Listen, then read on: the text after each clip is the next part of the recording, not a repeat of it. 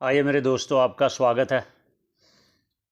विवेक चूड़ामणि नामक ग्रंथ पर हम विचार कर रहे हैं।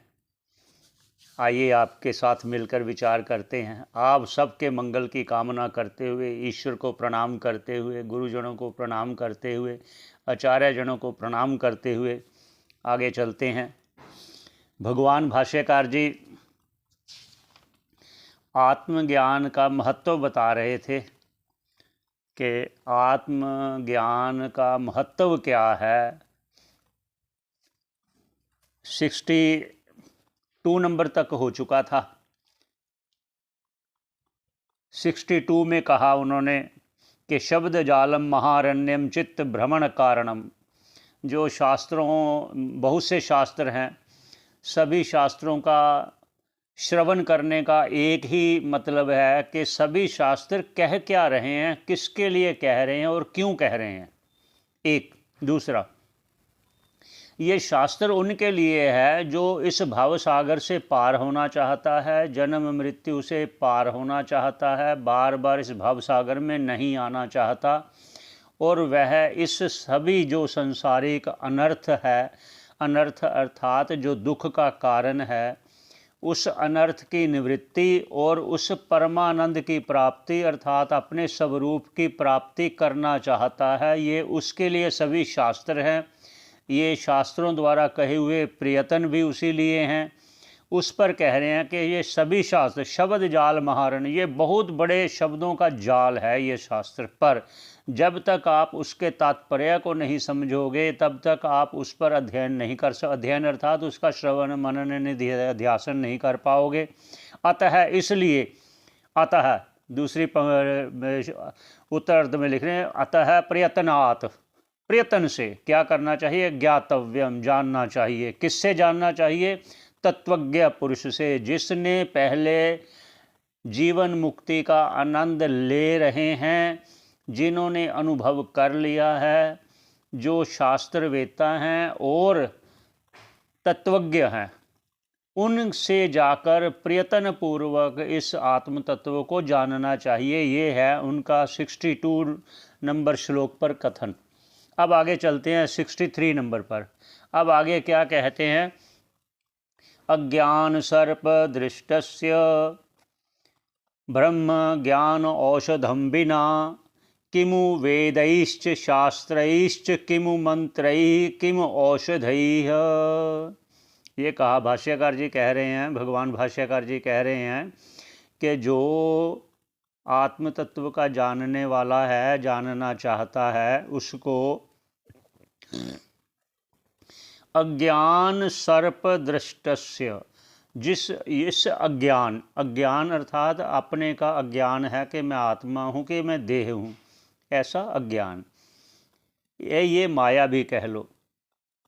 इस अज्ञान और इस माया के डंसने से, डंसने, उसने डंस, ये उदाहरण दे रहे हैं, सर्प दृष्टस्य, जिस प्रकार सर्प के डंक मारने से वो बहुत दुखी होता है, तड़पता है, ठीक उसी प्रकार इस अज्ञान रूपी माया रूपी सर्प से डसा हुआ ये पुरुष बार बार इस जन्म मरण के चक्कर में, भाव सागर में आकर दुखी होता है।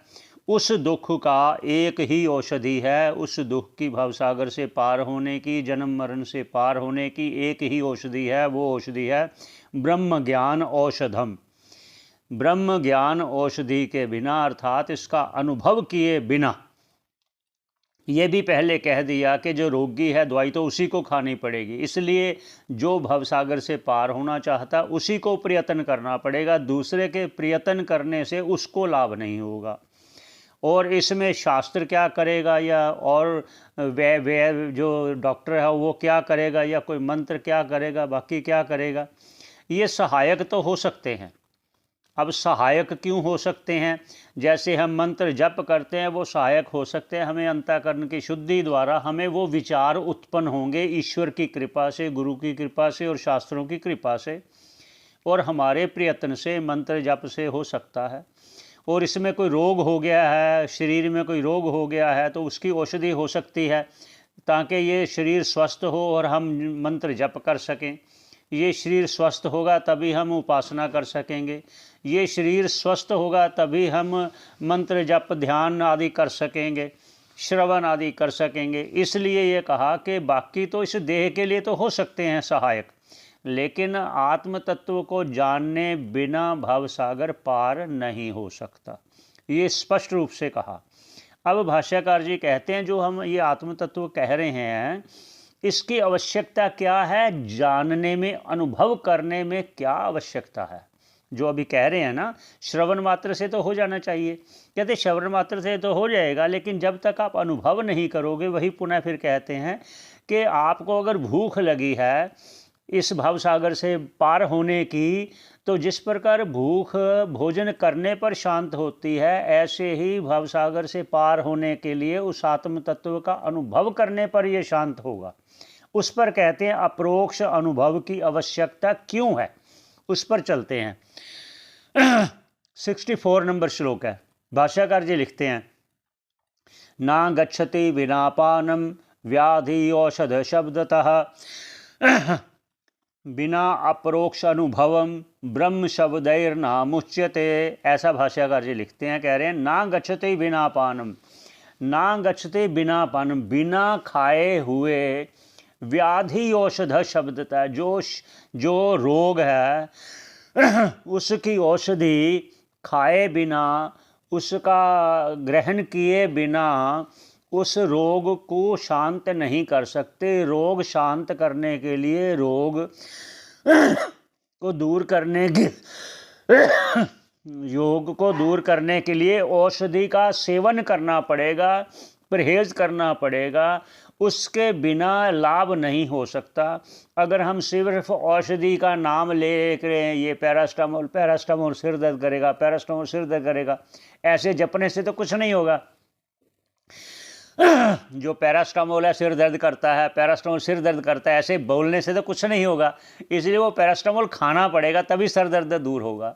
ये कहने का उनका तात्पर्य है कि जैसे सर दर्द दूर करने के लिए दवाई खानी पड़ेगी तभी सिर दर्द दूर होगा, ऐसे ही बिना अप्रोक्ष अनुभव, बिना उसका अनुभव, आत्म तत्व का अनुभव किए बिना के जी ठीक है ये देह मैं नहीं हूँ, ऐसा निश्चय पूरा के आत्मा हूँ, वो शुद्ध है, बुद्ध है, कोई राग द्वेष नहीं है, कोई काम क्रोध आदि नहीं, कोई इच्छा नहीं, आप्त काम हो गया, तृप्त हो गया, मैंने जो जानना था जान लिया, इतना अनुभव जो कह रहे हैं, अनुभवम ब्रह्म, इसका ब्रह्म आत्मा का ऐकत्व का अनुभव जब तक नहीं होता तब तक ना मुच्यते, वो मोक्ष नहीं होता। कैसे? जैसे ब्रह्म ब्रह्म ब्रह्म ब्रह्म ऐसा हम शब्द उच्चारण करते रहें या मोक्ष मोक्ष मोक्ष मोक्ष उच्चारण करते रहें, इस उच्चारण मात्र से नहीं होगा, उनका ये तात्पर्य है। आगे चलते हैं 65 में। 65 श्लोक में क्या कह रहे हैं? अकृत्वा, आगे उसके और आगे आगे आपको लेके जा रहे हैं। अकृत्वा दृश्य विलयम अज्ञात्वा तत्वम आत्मनः बाह्य शब्दैहि कुतो मुक्तिरुक्ति मात्र फलैर नृणाम। अर्थात अकृत्वा दृश्य विलयम अज्ञात्वा, जब तक ये दृश्य जगत है, जब तक ये देह रूप दृश्य रूप जगत है, इसको जब तक आप मिथ्या नहीं जान लेते, जब तक आप इसको मिथ्या नहीं जान लेते। मिथ्या कैसे? जैसे स्वप्न में वो संसार, वो आपका सारा व्यवहार आपको उस समय सत्य भान हो रहा था, पर जगने पर आप स्वयं अनुभव करते हो कि वो मिथ्या था, वो बस एक स्वप्न मात्र था। ऐसे ही जैसे वो स्वप्न आपके लिए जगने पर मिथ्या है, ऐसे ही उस आत्म तत्व को जानने पर ये जगत और देह सहित आपको मिथ्या भान होने लगे, तब तत्वम आत्मनः, अपने तत्व का ज्ञान होगा तभी, जब आप इस सारे जगत को देह के सहित मिथ्या आपको अनुभव होने लगे। बाह्य शब्द ही कुतो, बाह्य शब्द जो बाह्य ऐसे बोलने मात्र से कुछ नहीं होगा। मुक्ति उक्ति मात्र, वही जो फिर कहा कि मुक्ति मुक्ति, ज्ञान ज्ञान ज्ञान, ऐसे इस मात्र से पुरुषों का कोई लाभ नहीं होगा। कैसे नहीं होगा? एक उदाहरण देकर कह रहे हैं कैसे नहीं होगा। अब उदाहरण दे रहे हैं स्वयं भाष्यकार जी।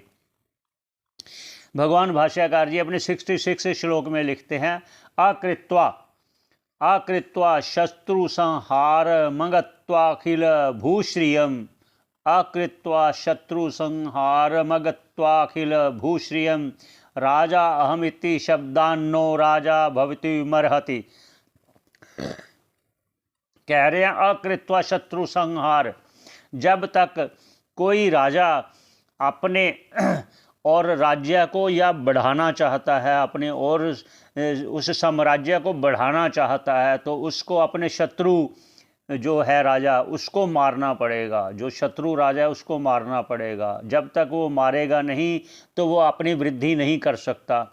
उसी प्रकार राज्य अहम शब्दों, सिर्फ शब्द मात्र से मैं राजा मैं राजा मैं राजा कहने से वो राजा नहीं हो जाता। जिस प्रकार ठीक उसी प्रकार शब्द मात्र से कि आत्मा आत्मा मैं आत्मा, जब तक आप अनुभव नहीं करोगे, उसको मिथ्यात्व सिद्ध नहीं कर लेते, निश्चय नहीं कर लेते, जब तक कि जगत मिथ्या है, ये देह सहित ये सारा जगत संसार सब मिथ्या है, तब तक आप उस परम तत्व को, उस अनुभव को, उस परम आनंद को नहीं प्राप्त कर सकते।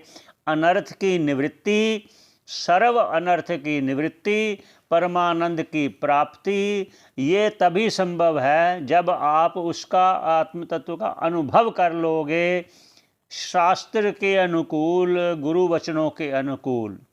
यहीं पर विश्राम देते हैं, फिर आगे कहेंगे ये ऐसा क्यों कहा, ऐसा क्यों कहा वो कहेंगे आगे। 67 पर भेंट करते हैं, यहीं पर विश्राम देते हैं।